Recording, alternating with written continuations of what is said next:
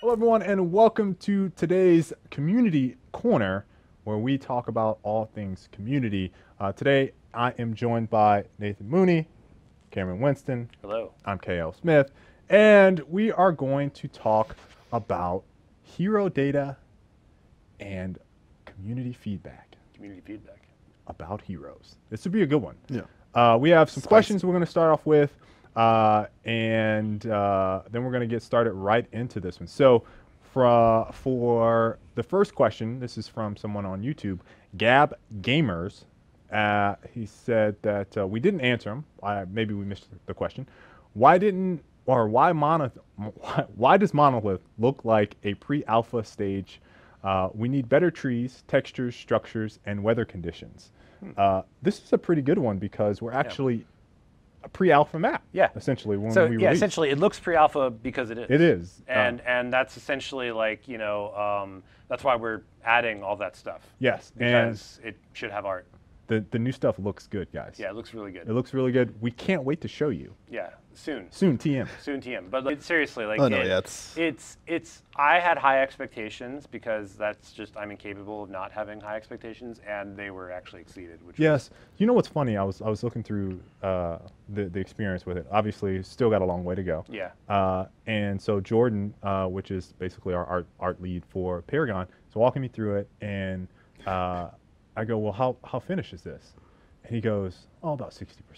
Yeah. Yeah, And I I was- never believe him when he and I says was that. like- I never believe him. Wait a minute. He I just was says like, this stuff. He's like, well- "Oh, this looks terrible." I'm like, "Are you kidding me? This is like art." You know, I took like 10 different angles. You know, I'm like moving around. Like, wait, 60%? He's like, yeah. I was like, Yeah, because remember, it's you got the LODs, you got the Yeah. collision. Because I mean, remember, it's a lot easier to make it look amazing on like your incredible $40,000 machine, right? But Right. like then there's like, okay, that's what it looks like, and now it's like let's make that good on a slightly worse For everyone, machine, yeah, on a yeah. PS4, on and it's the all- subtle things too Yeah. that you don't think you would notice, and then you Exactly. notice it when it's not there. yep. So you got to make sure that it works for all the players, and like you want everyone to appreciate the beauty. It's so like, and there's a lot of like, hey, we put in this really rad light, and oops, it's too expensive. Like, let's do something else. Like, Yes. so. I also see what you did there. You said Jordan was walking you through it.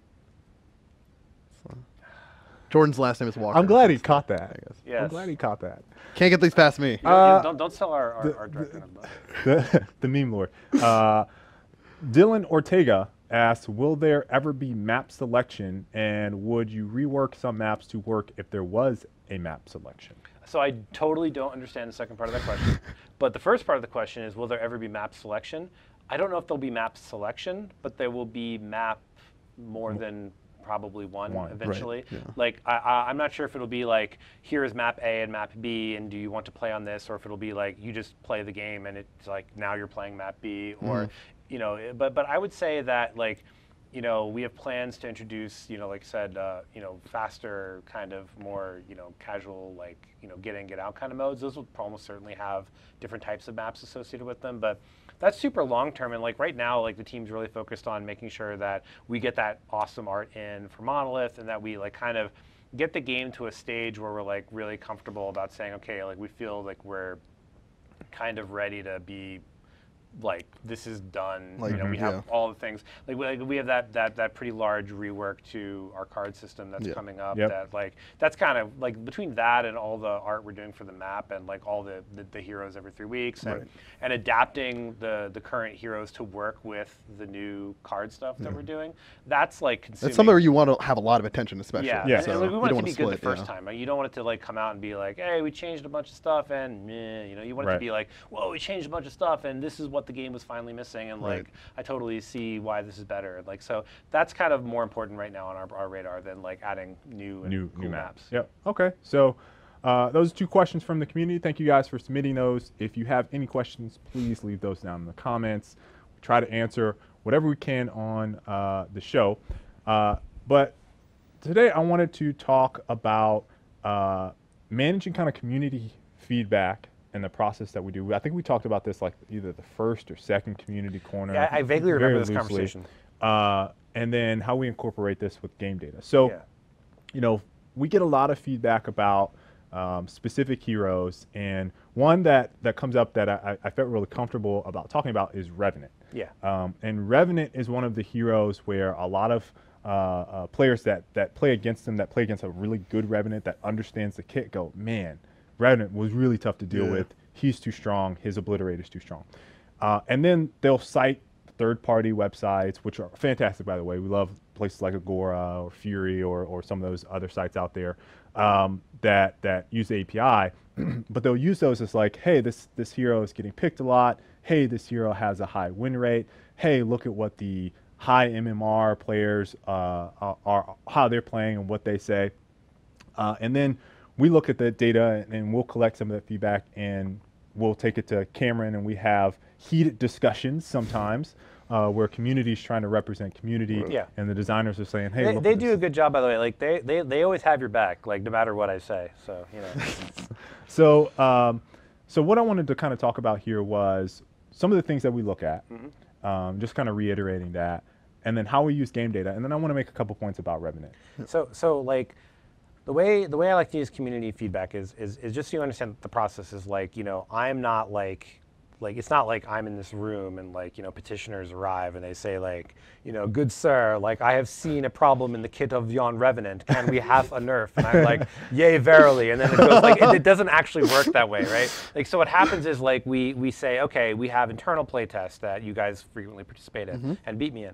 And then we go, okay, like we have that as a data point, like I said. Then we have the what are people saying on direct access? Like what are they saying on Reddit? What are they saying on our forums? Like stuff like that. Then we say like, okay, what are they saying in the game? Like when you actually play with players, what are they saying? And then you have like what are the pro players saying? Like what are the top streamers saying? These are all data points. So a lot of times like there's kind of two ways to use community feedback. So this is actually the question.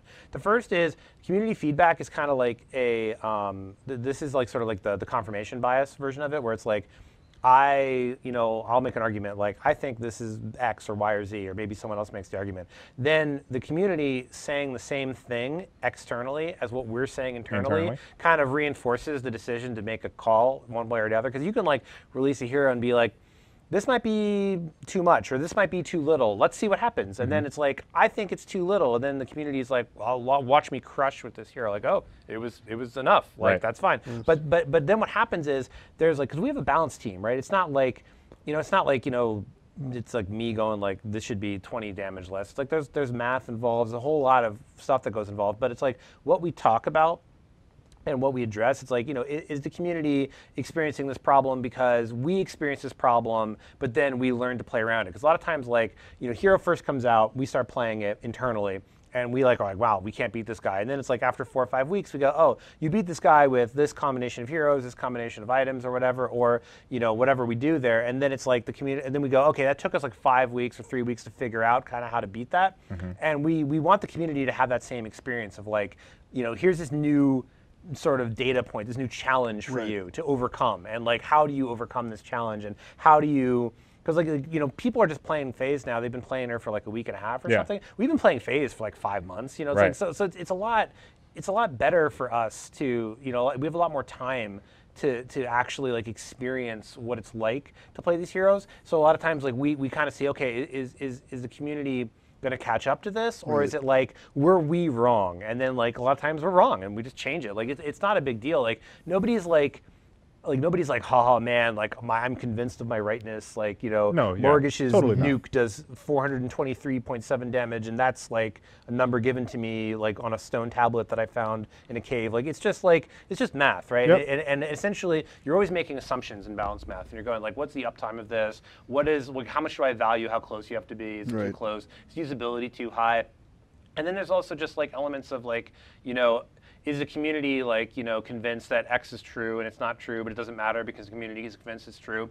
Like if you're saying like, hey, we don't run Kalari because they're better junglers, and it's like we're going, hey, we think she's an offlaner, but like, okay. Like that was like for like 5 months or 6 months, like you just don't see her because it turns out she wasn't good at jungling. But like if the community was expecting her to be a jungler and we weren't giving her jungle tools, then like there was a disconnect. So there's a lot of that goes into it. I would say though the major key takeaway, though, is like the community's voice does matter, because it absolutely sparks conversations that we have as a team. And like all the balance decisions are generally made as like we think about them, we propose them, the people do math, they say like these are ways we could address this, do we want to address this, we'll try some stuff out. and then we'll try it out. And sometimes like it's terrible. Like I mean, we once tried, you know, like we had a version of Morgesh where her nuke was like 1600 range or something like that. It was really bad. Like it was like. So you just ran out of range and then you. No. I mean, like it was like you couldn't be out of range. It just was like. It was like no, you're getting marked at so like you're getting marked at like and it 2/3 stays on you? 2/3 phase pull. Like, so you're getting marked at you're getting 2/3 marked. phase pull. Oh, Yeah, you're so getting I'm thinking marked out like there. if you run outside the range. No, she's stabbing the doll, and you're like, was oh, super long. Yeah. And then we're like, wow, that's way too long. And we brought it into like 800 or something like that. And it was like Morgesh was like 0-17 every game. Like she couldn't do anything. So it's like figuring out like. Well, I mean, where no that pun is. intended. It's a balancing act, right? Yes, so. it is, and it's like it's almost certainly something you're going to get wrong constantly, and it's an iterative thing.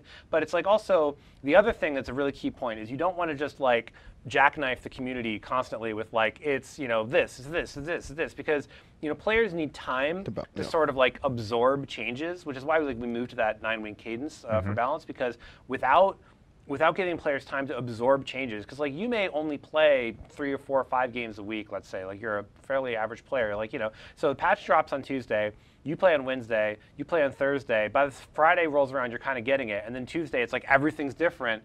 Like you're just going to get whiplash, and you're not going to be able to really adapt to the game because like there's no time to actually process. It's like the time to bounce back from like understanding that. And it's cool to see some of exactly what you're saying reaffirmed in data. So I'll give you a couple points of context. Like the perfect hero that I always think about is Countess, and watching her or Crunch is another good example. But watching her curve over time go up as more people understand how to play her, and then as she goes. And you kind of see that across the board for a lot of heroes. Over time, they might start lower, and then fewer people play them, and they move to whatever hero. But the learning curve for that hero goes up over time, right? Well, because you figure out the thing is like you have people figuring out strategies, really investing time into the heroes, and like thinking back even to our discussion from the previous community corner about counter picks. Like that's something that develops over time as well. Right. You start understanding the game at a deeper level. You start understanding the counter play styles and really what is functionally creating that counter in that scenario. Right. And that will lead you to play heroes in a different way, or like lead you to understand new things about the hero and new tech you can use. So with Revenant, and when we talk about, so hey, there's this crazy outlier that forces us to make a change. I'm going to mention 2, and from some statistical. Data that we look at, not necessarily being the only thing that we look at, but you know, again, this one is of the voices. One of the voices. And community likes to use win rates as a common factor in their discussion when they're talking about balance. But when we made changes to Aurora, she was sitting at approximately 61 or more, about that percent. Morgesh, before we changed her, she was sitting at about 61, 62. And that doesn't necessarily mean we're always making a change based on those numbers. Again, let me reiterate that. But when we see some of the community members talking about Revenant, and then we look at the data, he's right in the middle of the pack with all the other heroes. And the only place we see a variance is with the 1,700 plus MMR folks, which represent 0.5%. 0.5% of the community, and at that point, every hero that you look across for that spectrum, they're all very high because those are all our top players. So we expect those people to always have higher win rates because remember, there's also like if you look at a site like Agora GG or any of those kind of stuff, it's like they're taking mirror matches into account, and like a lot of times it's like if you put like a mirror match Revenant match, like Revenant is always going to win. Like there's just no way he can't win. It's like he's one of those teams is going to win. So then it's like we have ways of like kind of just calling out the mirror matches and looking at like if I have a Revenant and you don't, what's the win rate like? And it has a lot to do with like that's something we take into account. But it's also like, you know, is this something where it's like, all right, do we expect, you know, is this hero meant to be more of a like, you know, a hero that we expect to see competitive play? And really, what it's going to come down to is like when you see the hero in competitive play, if it's you know screwing up our high-end competitive matches, we're going to do something about that. Like, we're not going to we're not just going to ignore the fact that like, you know, because the best players are using it wrong, because the best players are using it to such tremendous effect, we're just going to ignore that and just let it be unbalanced for them while it's fine for everyone else. But at the same token, if like we're not seeing that specific case, we're trying to like make changes based on like what's good for the whole overall health of the game in general.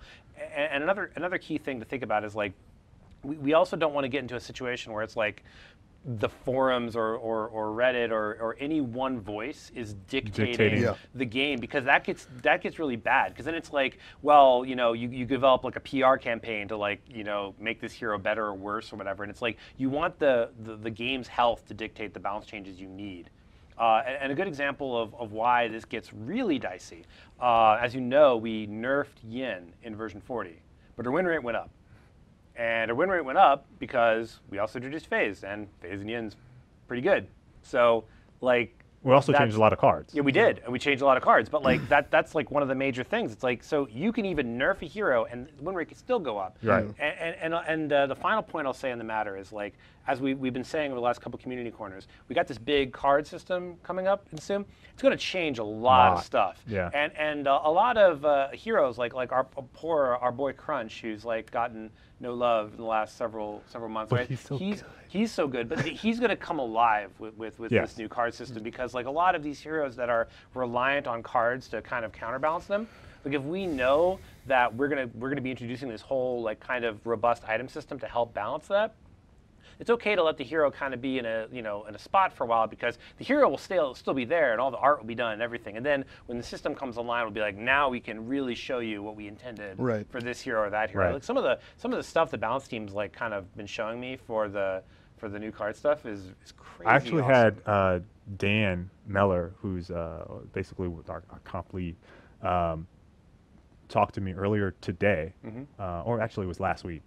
He talked to me, and he was mentioning how excited those guys are Yeah.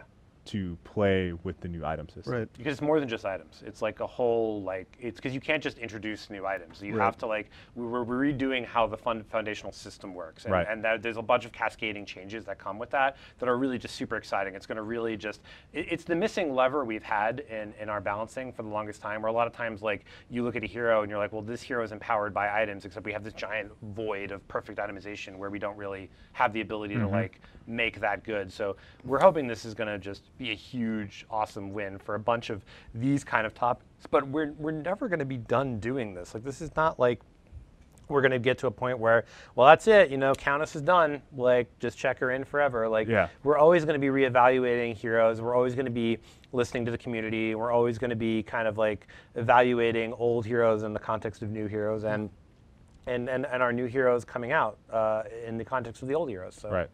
Paragon is alive.